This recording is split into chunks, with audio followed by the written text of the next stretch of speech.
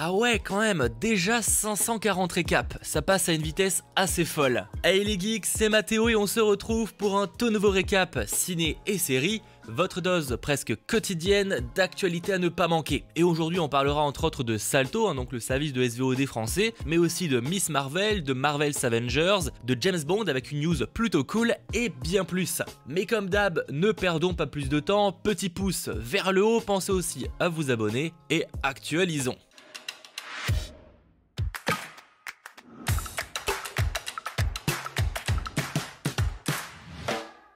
Et pour commencer ce récap, parlons de Salto, vous savez ce nouveau service de SVOD lancé il y a un mois tout pile. Et bien aujourd'hui on a les premiers stats sur savoir si ça a plus ou moins fonctionné ou non. Déjà selon le Figaro, lors de ses 3 premières semaines d'existence, le service a cumulé 100 000 utilisateurs. D'ailleurs c'est bizarre de parler d'utilisateurs et non d'abonnés, mais bon c'est pas la question. À titre de comparaison, en septembre 2014, donc quand Netflix a été lancé en France, ils avaient atteint 100 000 abonnés en 2 semaines.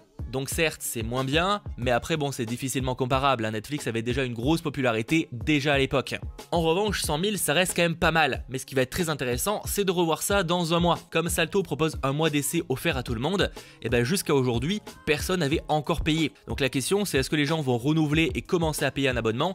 C'est là où ça va être intéressant. Autre stat qui a été communiqué cette fois directement par Salto, il semblerait que les utilisateurs moyens du service passent environ 2 heures par jour dessus, ce qui est quand même pas mal en vrai, voire 2h30 le week-end.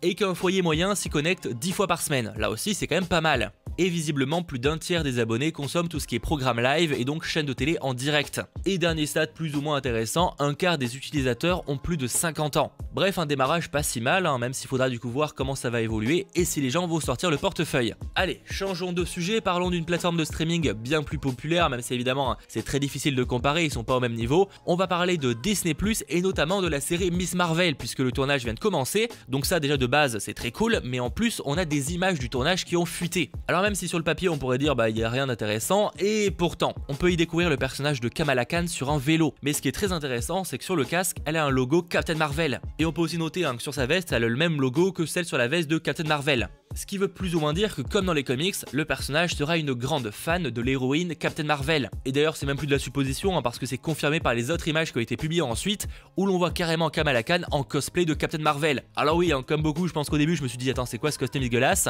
mais en fait c'est qu'il s'agit simplement d'un déguisement de Captain Marvel. Ce qui explique d'ailleurs que le garçon avec elle soit en blouse. Alors j'ai pensé à un moment que ça pourrait être une référence à Bruce Banner, mais alors du coup pourquoi c'est de papin en vert, je sais pas, bref en tout cas ça reste un déguisement sûrement pour Halloween, et en vrai j'aime bien l'idée. Là où par contre je suis un peu plus mitigé, certains me l'avaient souligné, c'est pas faux, c'est que finalement le personnage de Captain Marvel, à dernière nouvelle, elle est pas vraiment connue sur Terre. Alors peut-être que ça a évolué dans des périodes qui n'ont pas encore été montrées sur le cinéma ou dans les séries, même si techniquement il n'y a aucune série qui est sortie. Mais c'est qu'à première vue c'est difficile d'idolâtrer un personnage que les gens ne connaissent que très peu. Je dis pas qu'ils savent pas que Captain Marvel existe, j'imagine qu'il y a moyen, mais par contre au point de devenir aussi populaire qu'un Iron Man ou qu'un Captain America, je sais pas trop. Et d'ailleurs un caméo de Brie Larson dans la série Miss Marvel ce serait assez cool. Pour rappel, Kamala Khan sera jouée par Iman Vellani. À une époque c'était plutôt évoqué pour sortir en 2022, mais bon vu que les plans ont pas mal changé et que ça entraînait tourner avant Hawkeye qui devait sortir en 2021, il y a moyen de supposer que ça prendrait sa place. Mais ça, affaire à suivre. On reste dans le thème Marvel, et d'ailleurs c'était aussi l'un des personnages principaux, si on reste pour Miss Marvel. Parlons de la prochaine mise à jour du jeu Marvel's Avengers. Jeu qui, je le rappelle, proposera régulièrement des DLC gratuits avec de nouvelles histoires et surtout de nouveaux persos. Et alors que le premier DLC qui devait sortir fin octobre a été reporté, on a enfin plus de précisions sur quand ça sort et sur son contenu. L'opération Kate Bishop aux prises avec l'AIM, c'est le titre du DLC, sortira le 8 décembre. Et comme annoncé, on pourra y incarner la super-héroïne Kate Bishop, mais aussi combattre le Super Aptoid. Ouais, super encore en robot. Sa particularité, c'est qu'il peut imiter les attaques des différents Avengers, mais aussi reproduire certains de leurs artefacts, notamment le bouclier du Captain, l'apparence d'Iron Man, le marteau de Thor, etc. Dans cette mission, Kate Bishop, qui enquête sur la disparition de Nick Fury et de son mentor Clint Barton alias Hawkeye, va découvrir le nouveau plan diabolique de l'AIM et décider alors de collaborer une nouvelle fois avec les Avengers. Sachant qu'il s'agira là de la première moitié d'un arc en 2 parties. Celle-là arrivera le 8 décembre 2020 et la seconde qui sera plutôt dédiée à Hawkeye arrivera début 2021. Et nous présentera, et c'est beaucoup plus hypant, un futur apocalyptique avec un Hulk vieilli. Et c'est d'ailleurs inspiré des comics. Bref, l'histoire donne vraiment envie, hein, franchement ça a l'air trop cool, mais bon, pas sûr hein, que ça rende le jeu bien plus sympa, parce que bon, finalement, hein, le problème du jeu, ça vient pas de l'histoire, hein, mais plutôt du gameplay et du fait que c'est ultra répétitif et qu'on se retrouve, quoi qu'il arrive, dans des bâtiments de l'AIM. J'espère vraiment qu'ils vont pas nous mettre des bâtiments de l'AIM dans le futur apocalyptique, parce que là, je vais gueuler. Bref, je vais pas réépiloguer hein, sur pourquoi le jeu m'a déçu, hein, j'en ai fait une vidéo dédiée. En tout cas, je laisse sa chance au jeu avec ce nouveau DLC en espérant qu'il nous surprenne. En parlant d'ailleurs de jeux vidéo, mais on reste hein, dans le thème finalement du cinéma et des séries, puisque à la surprise générale, les développeurs des derniers jeux Hitman, hein, qui sont d'ailleurs plutôt cool, IO Interactive a annoncé Project 007, qui sera oui du coup un nouveau jeu sur James Bond. Alors bon, pour l'instant il y a peu d'infos, hein, mais ce sera une histoire totalement originale, donc déjà ça c'est très cool, et apparemment on y découvrira les origines de James Bond, et le moment où il a obtenu le statut de 00. Notons hein, que le jeu commence à peine son développement, hein, donc ça sortira pas demain, et ça arrivera sur console et PC, et que le titre hein, Project 007 est un titre provisoire. Autre précision, ce sera sur le même moteur graphique que les derniers jeux Hitman, qui étaient là aussi extrêmement beaux, donc franchement ça donne envie, et évidemment le jeu sera réalisé en collaboration avec les studios MGM et Eon Productions, qui détiennent la licence. Aucune date de sortie annoncée pour l'instant, ni aucun acteur qui va y incarner du coup l'agent secret, et bordel, ça faisait longtemps qu'on n'avait pas eu un jeu James Bond, et il y a un potentiel de fou quoi. Pour rappel, le prochain film James Bond, donc Mourir peut attendre, doit sortir le 2 avril 2021.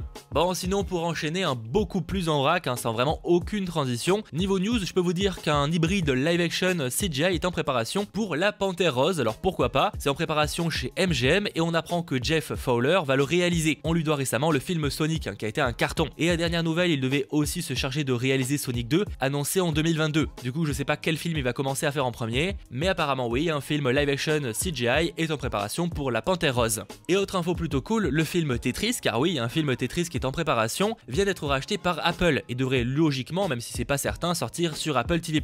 Pour rappel, hein, ce sera réalisé par John S. Bird, à qui l'on devait récemment Stan et Ollie, et il mettra en tête d'affiche la star de Kingsman, Taron Egerton. Et même si je dis que c'est un film Tetris, hein, rassurez-vous, hein, ça reprend pas le concept du jeu, et plutôt nous raconter l'histoire très passionnante de la création de Tetris. Et pour réellement terminer cette vidéo en beauté, parlons casting avec déjà une rumeur venant de The Dice Insider. Il semblerait selon eux que Sienna Hugedong, je sais pas du tout comment ça se prononce, rejoint le live action de Disney Lilo et Stitch. Car oui, je le rappelle, hein, pour ceux qui auraient manqué l'info, mais un remake live est en préparation. Bref, l'actrice de 16 ans y jouerait Lilo, sachant que dans le film originel, Lilo a 6 ans. Dans tous les cas, elle a récemment joué dans le Disney Channel L'école de la magie, que je n'ai pas vu, du coup je sais pas si c'est positif ou négatif, mais pourquoi pas. Sinon, selon Collider, rien à voir, mais Lady Gaga aurait rejoint Brad Pitt dans le thriller d'action Bullet Train de David Leitch, avec un casting juste insane, hein. J'ai l'impression que tous les jours on apprend un nouvel acteur. Pour vous en citer quelques-uns, au casting on compte déjà Joey King, Aaron Taylor Johnson, Zazie Beetz, Brian Tyree Henry, Andrew Koji, Masioka ou Michael Shannon. Bref, l'histoire, même si c'est pas extrêmement clair, hein, suivra un groupe d'assassins en motifs contradictoires qui vont monter à bord d'un train très rapide de Tokyo.